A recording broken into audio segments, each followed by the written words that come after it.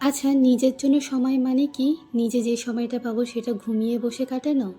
একদম কিন্তু না। কখনোই কিন্তু ইচ্ছা করে যে নিজে একা একা শান্তিতে একটু কাজ করব। সেটাকেও নিজের মতন সময় কাটানোই বলে। হ্যালো এভরিওয়ান, আমি রিঙ্কু। আমার একটা নিউ অ্যান্ড ফ্রেশ ব্লগে তোমাদের ওয়েলকাম। কখনো কখনো না খুব ইচ্ছা করে যে আমি যখন কোনো কাজ করব কেউ এসে আমাকে যেন কোনো ডিস্টার্ব না করে, কাজের মধ্যিখানে কেউ গল্প করতেও যেন না চলে আসে। আসলে কখনো কখনো খুব ভালো লাগে যে একা নিজের মতন করে অনেকটা কাজ করার। আর এই জন্যই না আমি কিন্তু সবসময় চাই যে সানার স্কুল খোলা থাকলে ওকে আমি স্কুলে পাঠিয়ে দিতে। ওকে যদি আমি স্কুলে পাঠিয়ে দিতে পারি তাহলে কিন্তু আমি নিজের জন্য খানিকটা সময় বের করতে পারি।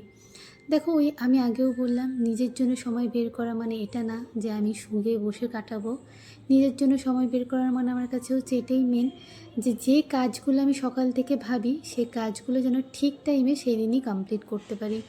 এটাও একটা নিজের জন্য ভাবা। আর বাড়িতে যখন 3-4 ঘন্টা কেউ থাকে না, তুমি যে কাজটা করবে, যেটা যেখানটা যেমনভাবে পরিষ্কার করে রাখবে সেটা কিন্তু সেখানে সেরকমভাবেই পরিষ্কার থাকে।